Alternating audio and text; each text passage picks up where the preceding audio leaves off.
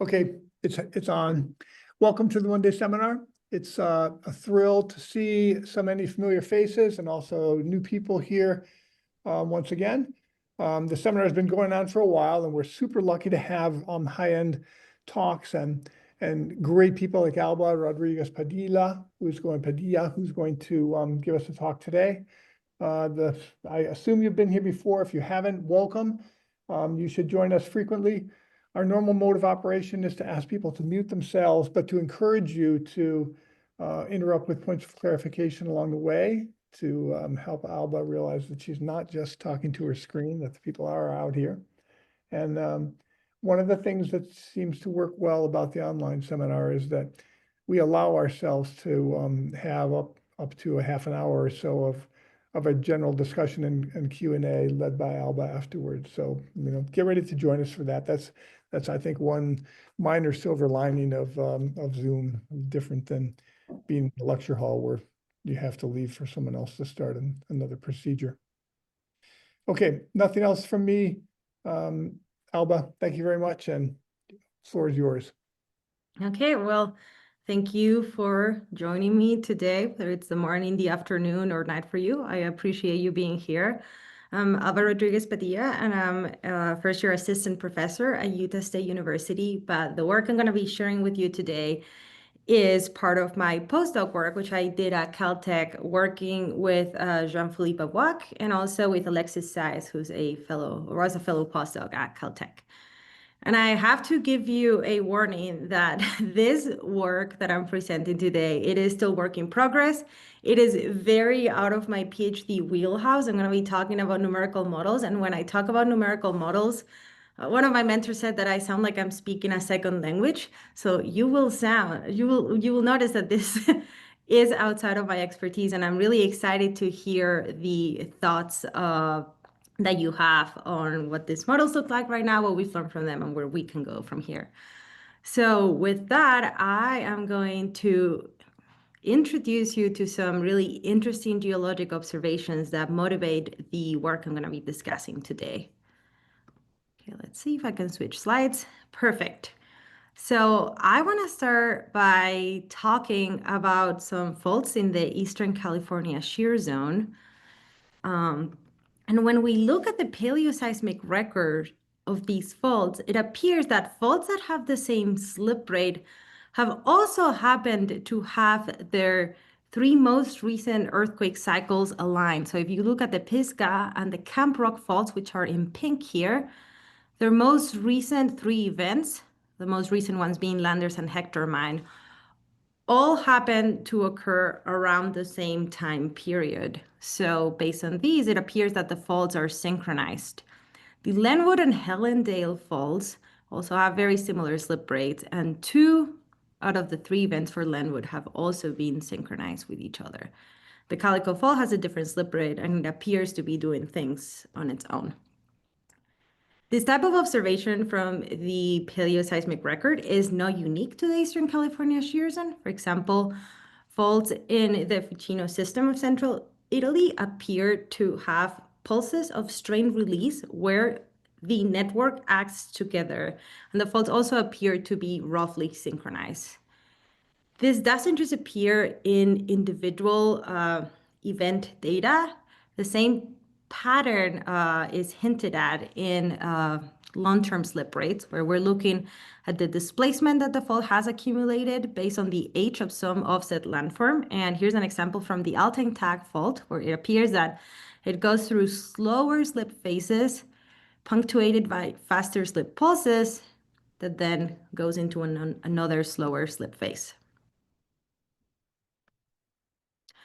Here is an example from California again. These are the San Andreas Fault and the Garlock Fault. We can think of these as conjugates. And individual earthquakes on the Garlock Fault, which are the big steps here on the purple line, happen to overlap with periods that appear to have accelerated slip or a larger number of events on its neighbor, the San Andreas. So based on this observation, a series of papers here propose that those individual earthquakes in the Garlock were being driven by that period of faster strain release on the San Andreas. that was synchronization. The opposite pattern where faults are anti-correlated in their strain release has also been observed in the geologic record. Here's an example from the San Andreas and its other neighbor, the San Jacinto, which is roughly parallel to it. And they appear to have a codependent history where their displacement rates trade off. The San Jacinto fault picks up when the San Andreas fault slows down as the Big Bend is developing. The same observation holds up for the North Anatolian and East Anatolian fault systems, formerly referred to as Anatolian and border zones in previous papers, where periods of accelerated slip, this is number of events over time, in one of the faults appears to correlate with a lull on the other fault. And perhaps the most spectacular observation of this type of mode switching comes from the Marlborough Fault system, which is the northern continuation of the Alpine Fault in New Zealand, where the four faults here appear to trade off slip rates. They pick up and slow down and trade off over time, but the rates always continue to add up to the long-term plate rate. So to recap what I've been saying so far, based on observations from individual events, but also from fault slip rates, we sort of have two end members of fault interaction that appear in the geologic record.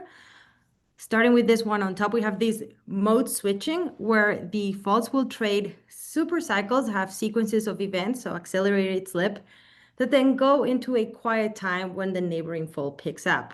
This is what that would look like in terms of the event on the fault over time.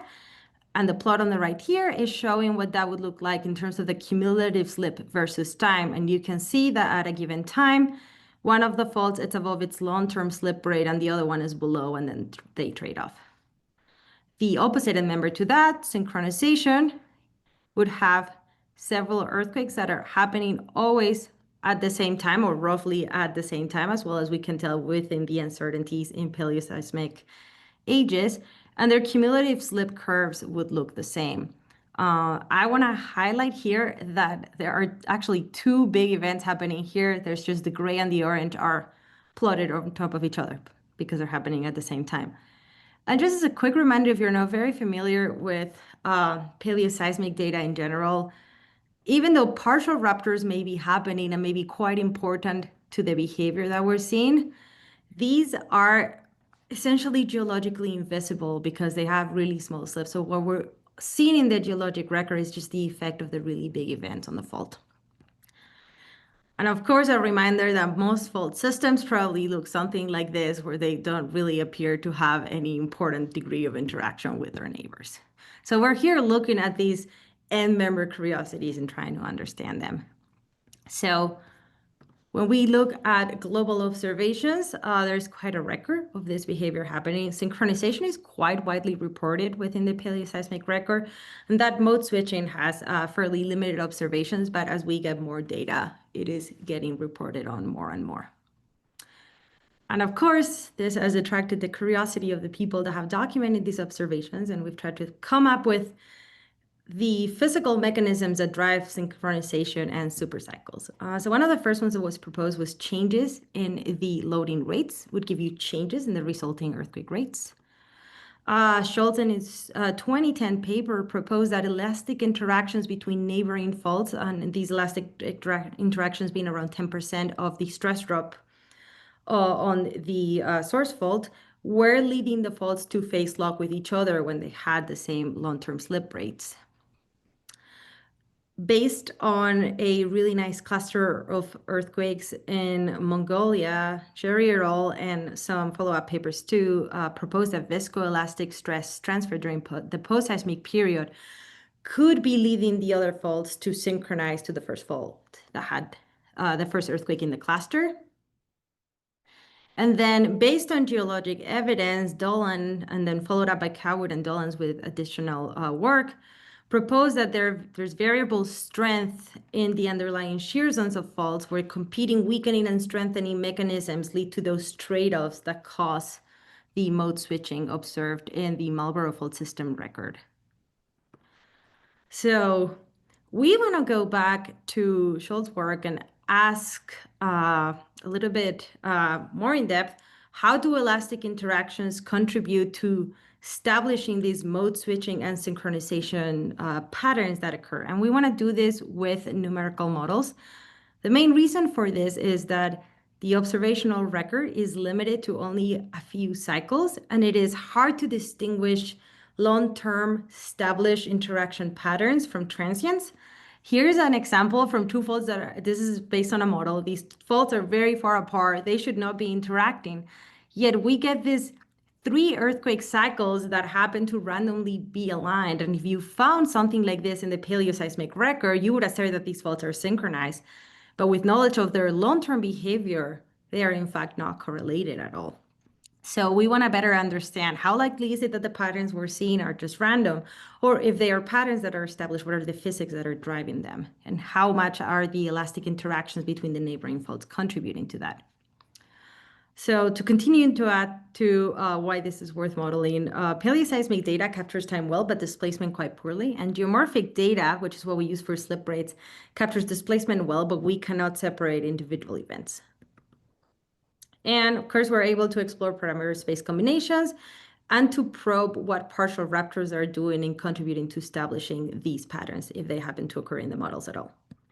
So we follow a super simple modeling setup. We have two 1D faults that are governed by rate and state friction, and they're in a 2D elastic full space. And we model both anti-plane and in-plane conditions, so mode 3 and mode 2 cracks.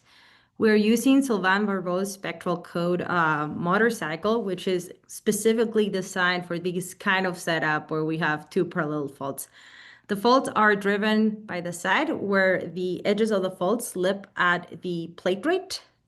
And then there's a rate strengthening zone that's in gray here that's transferring and stress and loading rate weakening 5-kilometer wide patch in the middle.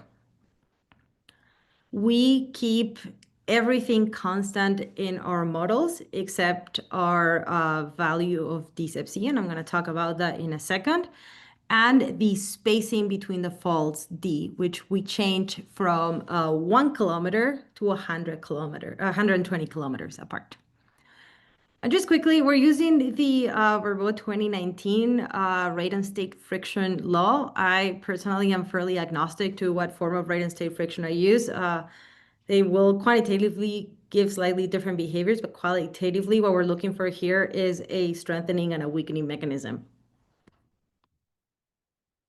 So what I'm going to be doing here with my suite of models is I am going to be filling out a phase space where the first axis of that phase space is the ratio of the spacing between the faults to the length of the rate weakening patch on the fault. And this is a dimensionless number that we are very unoriginally calling D over L. And as I said, that is going to go from 1 kilometer to 120 kilometers, and in dimensionless space, that's going to go from 0.2 to 24. Alba, Yes. just a quick question, and maybe you'll come to this later, but are we going to distinguish between seismic and aseismic slip, or what do we think about? Yes, we will look at what a seismic slip is doing in these models. In the paleoseismic record, the geologic observations we have are they're mostly coming from seismic slip. So to understand the physics, we will look at what a seismic slip is doing and what small ruptures are doing. But to compare to the geologic record, we're going to take that away. Gotcha. Thank you. Yes. And the other axis we're going to add here is the instability ratio, which is the ratio of the length of the rate weakening patch to the nucleation size of the fall, which depends on A, B, DCFC, and normal stress.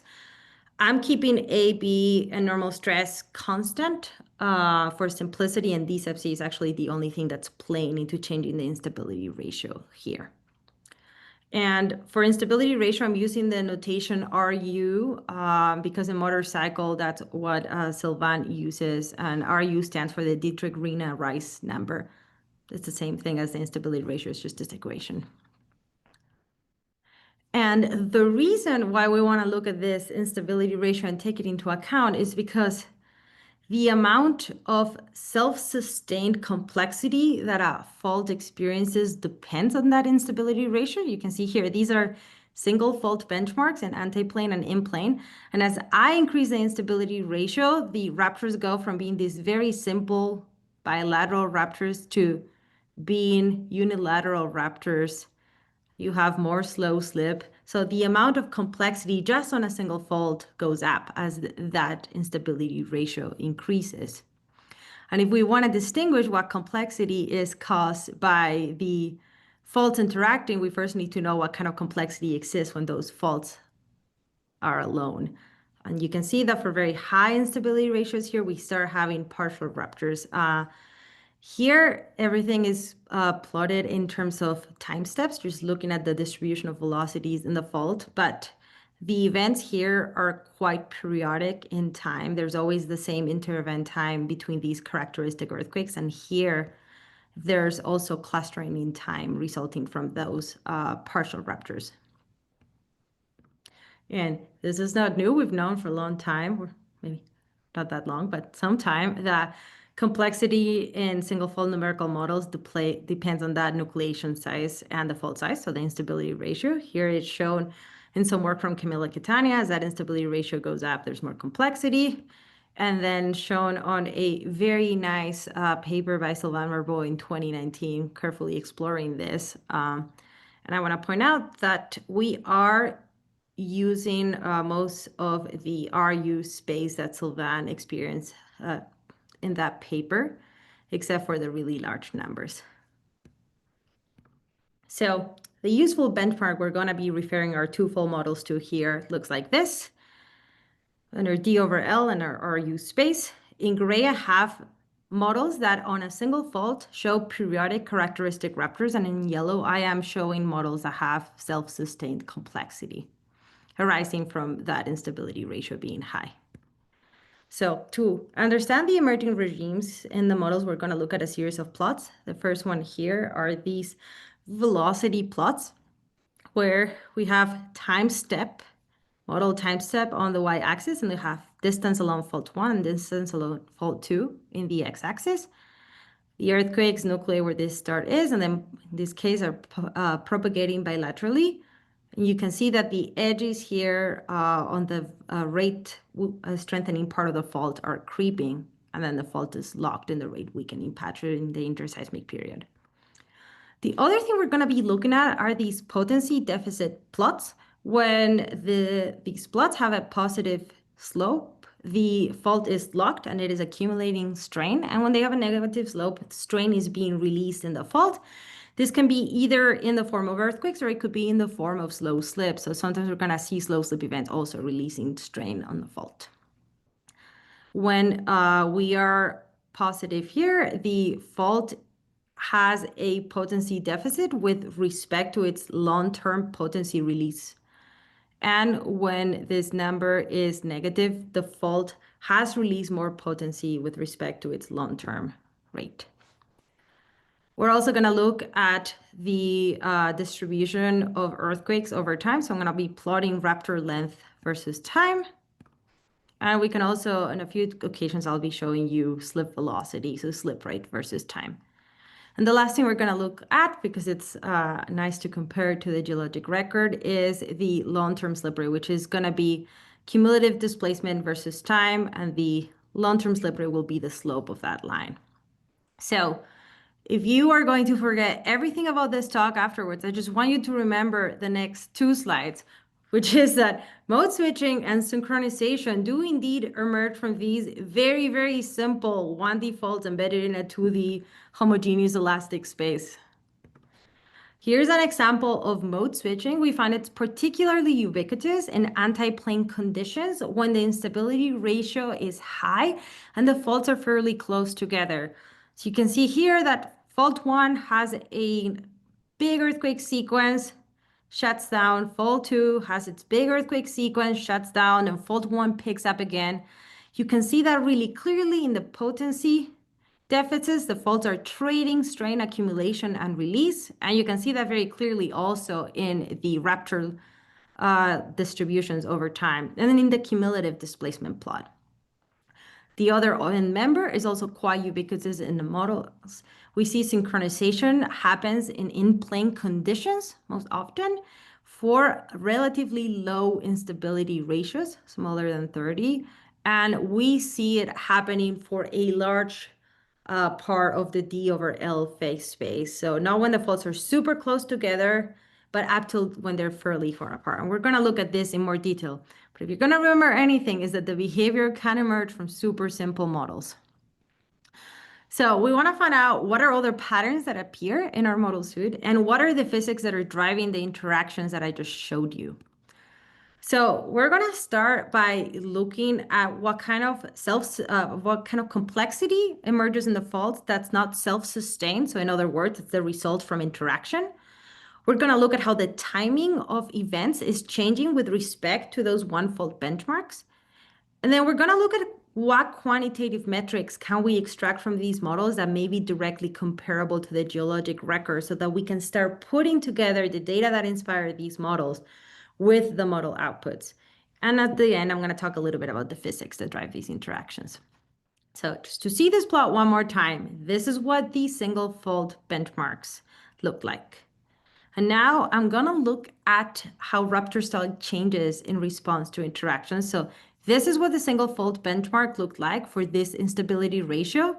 And here's an example of a two-fault model for that same instability ratio. You can see that the faults have gone from being unilateral, perfectly periodic, even in time ruptures, to being alternating bilateral to unilateral. So now where the earthquake is nucleating is happening in response to what the other fault did prior to that.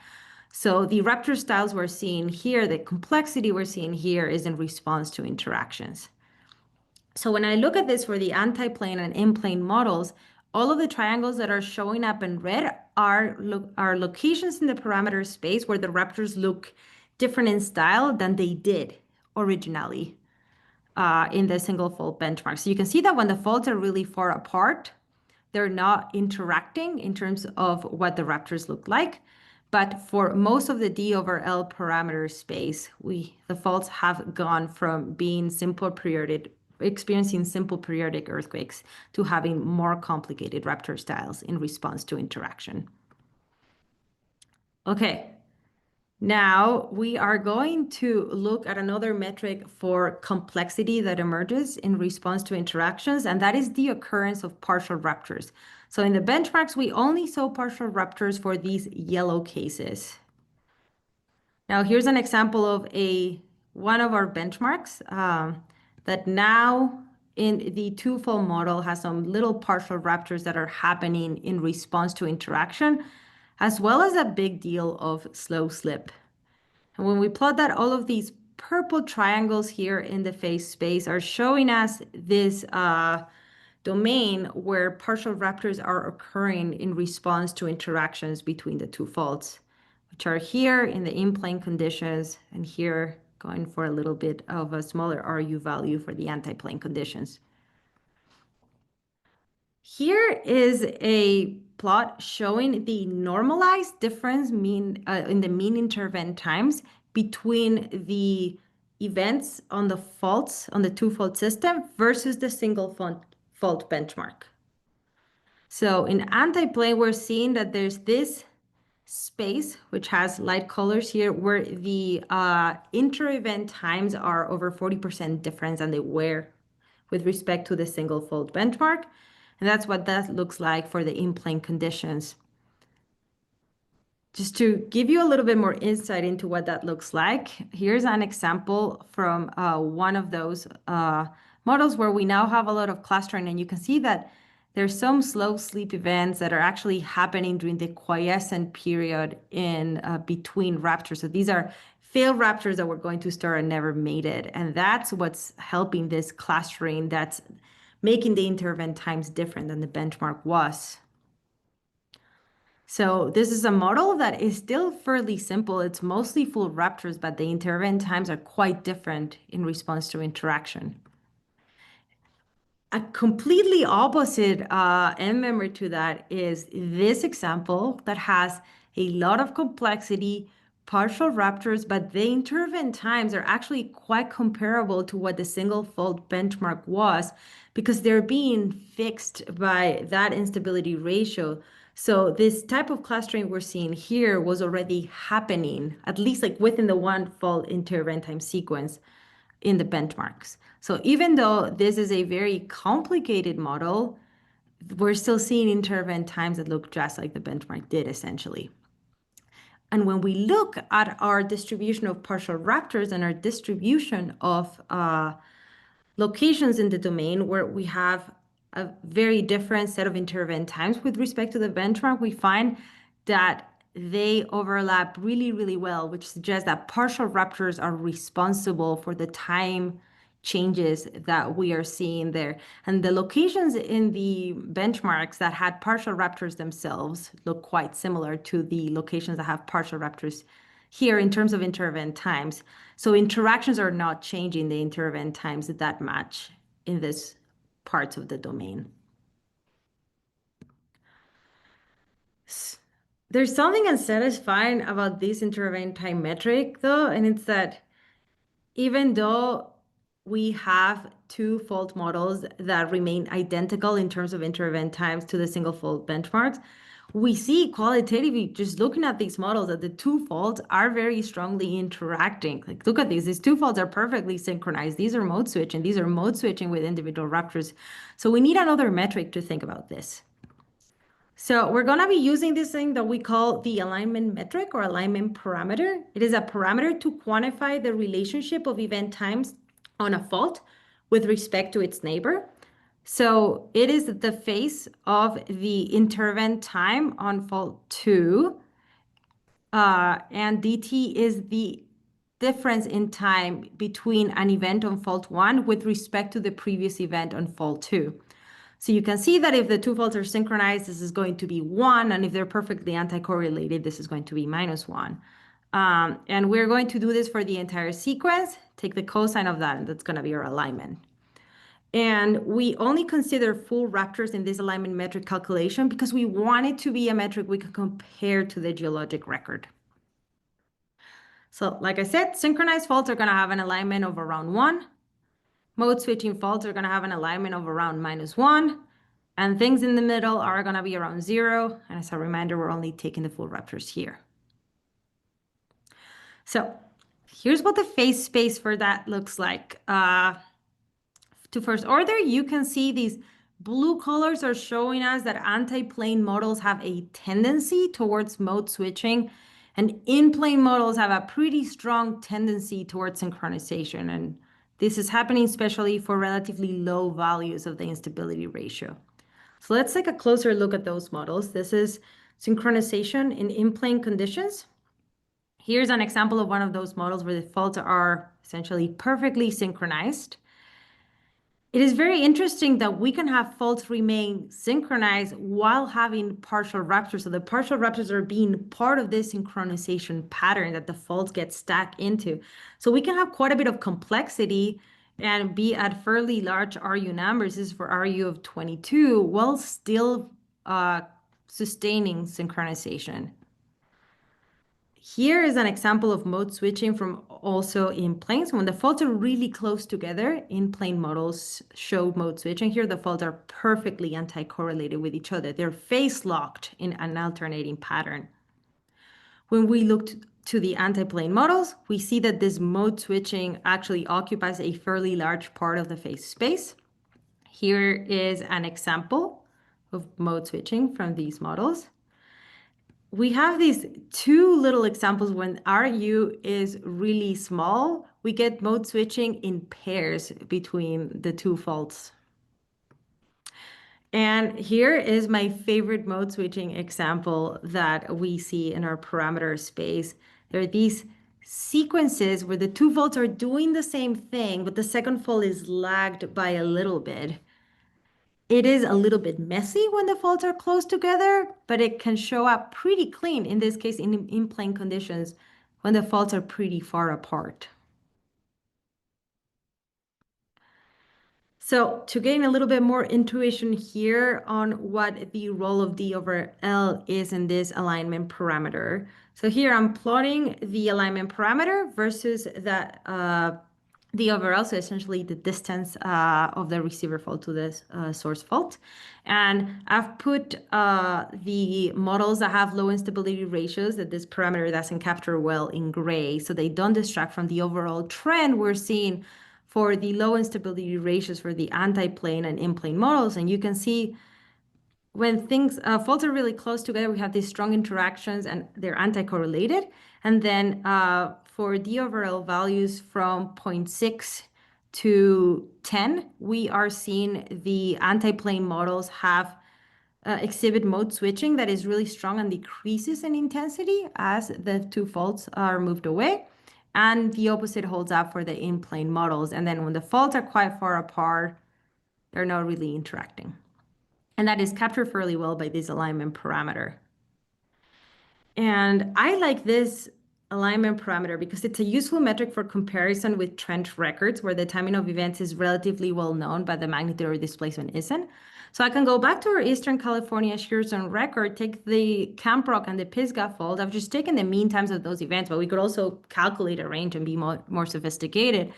I've plotted them here, and you can see that they are following the overall trend that we see emerging from the models well. This alignment parameter is showing that the timing of those earthquakes is quite similar across the fault, and it also matches really well with the D over L value we're getting from those faults. So all of that to say that this offers us an opportunity to take these paleoseismic records and start putting them in the context of the models. But something that the alignment parameter doesn't do well is it doesn't capture mode switching spanning multiple individual cycles well. So these super cycles of mode switching that are really clear when we look at the rupture distributions all give us alignment parameters that are very close to zero. So we need something else to understand these better. And I want to go back to looking at slip rates in this case, where we have a number of events over time. When I look at these plots, they capture that alternating strain accumulation and release pulses really well, both in the real record from Turkey and in our models. So maybe this is what we can turn to try to characterize this mode switching supercycles. So what I'm going to do here is I'm going to take the correlation coefficient between the two potency curves to try to better capture that mode switching. And that's something that we can apply to a normalized slip rate versus long-term slip rate, or the cumulative number of events normalized by the long-term event rate. So this is a kind of plot you could make from data too. And by doing that, faults that are synchronized are going to have correlation coefficients close to 1. Faults in mode switching configurations are going to have correlation coefficients close to -1. So it's going to be the same as the alignment parameter we looked at earlier. It's just working better for this type of data. And little interaction will give us an alignment correlation coefficient of 0, sorry. So just to take a quick look here, we are seeing that our antiplane is again showing that mode switching, but now we're seeing the data for large values of RU popping up quite clearly with this metric. And then our synchronization we saw in plane earlier with the alignment parameter is also showing up pretty nicely with the correlation coefficient. Oh, and here was the mode switching, sorry. So let's take a look at a few of these models. Here is what that mode switching looks like. It shows up quite clearly for values of the instability ratio larger than 20 and D over L values lower than 10. We can see some of these supercycles are very stable in duration, and then we have versions where we have more variability in the duration of the supercycle. Here's a longer one. Here's a shorter and a little bit messier one with more partial ruptures, but that mode switching is still being preserved fairly well. Here's an example when we have a really large instability ratio. This model is this one, but we still have very, very clean mode switching. So even if there's a lot of complexity arising from partial ruptures, the faults are still able to sustain this behavior long term. And when I plot those potency correlation coefficients of the potency deficits versus D over L, And in this case, what I've grayed out is the large values of RU. We're seeing the same behavior we saw with the alignment parameter earlier, seeing these strong interactions that generally tend towards mode switching when the faults are really close together.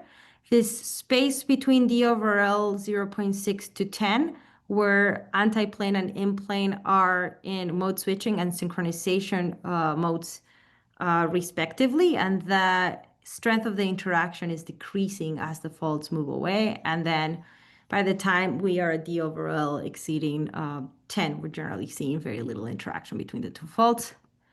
Again, this is a metric that may work well in comparison with slip records or slip rate, where displacement is well known, but the individual event timing isn't. And it's also going to work for things like the cumulative number of events on a fault over time, if that's the kind of data that's available. So I want to start putting this picture together by highlighting all of the regimes I've shown you so far. So we started by seeing a part of the phase space that had no visible interaction based on the rupture styles. We still had these bilateral, perfectly periodic ruptures, despite the fact that there are two faults in the model.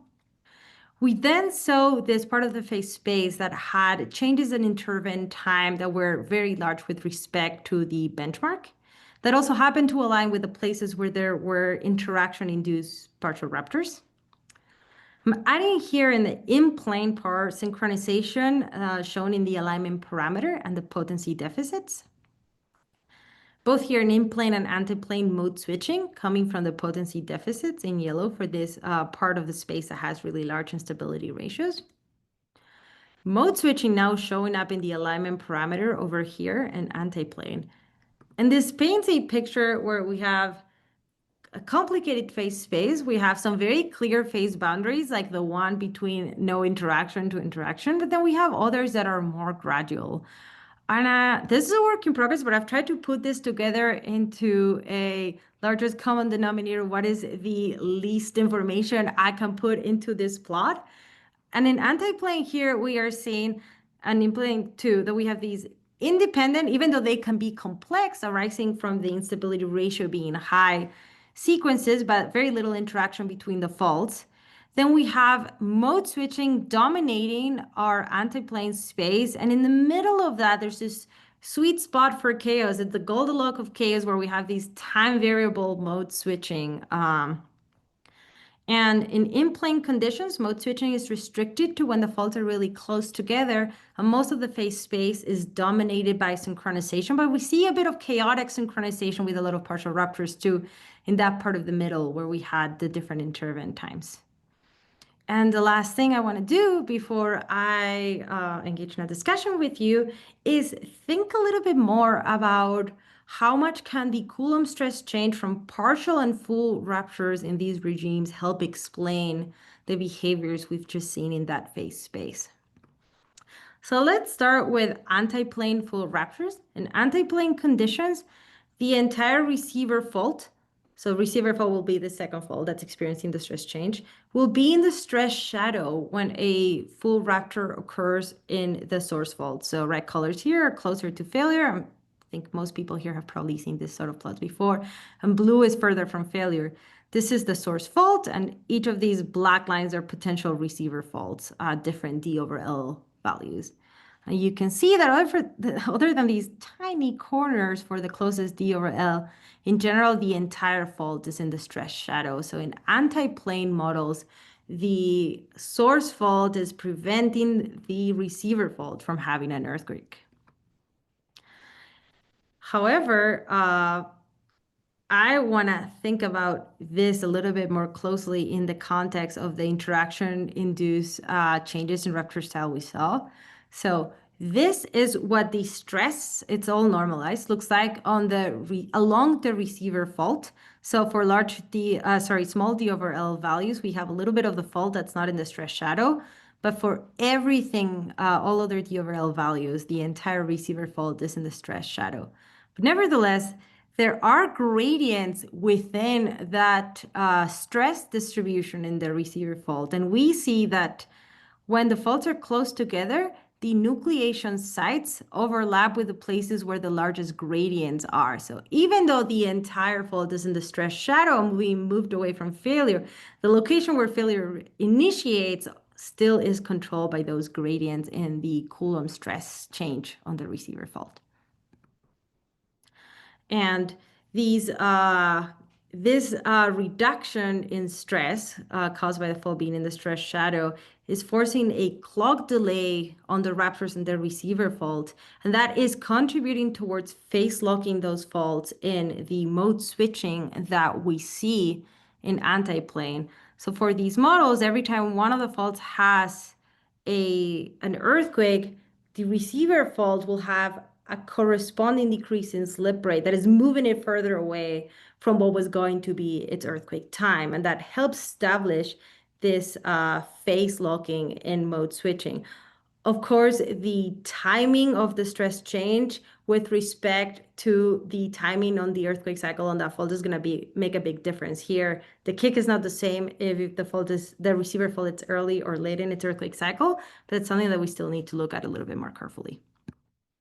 Now, when we look at in-plane conditions, we have a lot more variability in the Coulomb stress field. So the receiver faults that are close are going to have parts of the fault that experience a stress increase and parts of the fault that experience a stress decrease until they're fairly far, and then the entire fault is experiencing a stress increase. Just looking at that distribution of stress on the fault here, we can see that for small d over L values, we have a part of the fault that's experiencing a stress increase, and then we have a big gradient, and then we're in the stress shadow. And that's going to foster raptors nucleating on that side that's experiencing that stress increase. And for in-plane conditions, the entire fault essentially beyond this d over L is of 0.2 is experiencing a stress increase, and that will contribute towards a clock advance that helps synchronize the two faults when the stress change is large enough. So a positive stress change is not enough. It needs to be large enough, and it appears from the models that it needs to be at least more than 1% of the stress drop on the source fault. As the nucleation size of the events gets smaller, raptors can nucleate on small areas with strong stress gradients. And as the gradients move, they will terminate. So that helps foster partial raptors. And the moment partial rapture starts to happen in the anti-plane models, we go from the entire receiver fault being in the stress shadow to a complicated pattern where parts of the receiver fault will have stress increases and part will have stress decreases. And that's going to help continue fostering the occurrence of partial raptors. Okay, just checking how I'm doing in time. And that contributes, like I said earlier, towards this very variable interval time regime here. Okay, now we're looking at in-plane conditions. This is the Coulomb stress change on the receiver fault from a full raptor on the source fault. And again, like we're seeing that these strong gradients here can help arrest earthquakes and keep them confined to the part of the fault that is experiencing a stress increase. For in-plane conditions, partial other than for d over L of 0.2, when the source fault has a partial rupture, the receiver fault experiences a pretty similar stress change than it would from a full rupture because the full ruptures are already fairly heterogeneous. So that helps synchronization persist even when partial ruptures are occurring.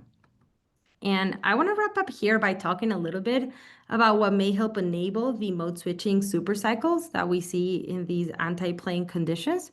So just a quick reminder, this is the stress change on a receiver fault in response to a full rupture on the first fault and in response to a partial rupture on the first fault. So when these full ruptures are happening in the supercycles, they are they're forcing the second fault to remain locked because every time one of these full ruptures is happening, the stress is being decreased on the receiver fold. So the only thing that's going to let the receiver fold finally rupture is going to be when it's accumulated enough strain to make its own rupture. And partial ruptures on the source fold, well, they're helping the receiver fold a little bit get closer to failure. They're helping themselves the most because anytime there's one of these partial ruptures on the other half of that fold, there's going to be a stress increase that helps nucleate the next rupture. So in that sense, these supercycles are self-sustaining for the fault. I want to wrap up here by letting you know a few of the things that are coming next. So we want to try to understand what the duration of these supercycles in mode switching is. We want to establish bounds to the behaviors we've seen. How different can the fault sizes or slip rates be while synchronization or mode switching are still being preserved? And we want to measure these alignment metric and correlation coefficient for geologic data sets and start putting them in our model phase space, like I showed you with the Eastern California shear zone data earlier. So I'll leave a few take-home messages here, which are that mode switching and synchronization can, to first order, be explained by elastic interactions between neighboring faults alone. Mode switching is favored in antiplane conditions, and synchronization tends to be favored in in-plane conditions. The alignment parameter and correlation coefficients we think are good metrics to compare to trench data and slip rates. And so to help establish how our model earthquake sequences can help us understand that data better. And then last, the observed fault interactions are emerging from a combination of clock delay and advance, which is an inherent part of rate and state friction, and the Coulomb stress change that the receiver fault is experiencing, which itself has to do with the finite sized effects coming from partial ruptures playing a key role in establishing those supercycles in mode switching domains. And with that, I will take any questions or suggestions you have for me. So thank you for listening. Wonderful. Thank you very much. Really nice, Alba. Yeah, invite people to unmute, turn on your camera if you'd like to. And yeah, join me in thanking Alba for a really interesting talk.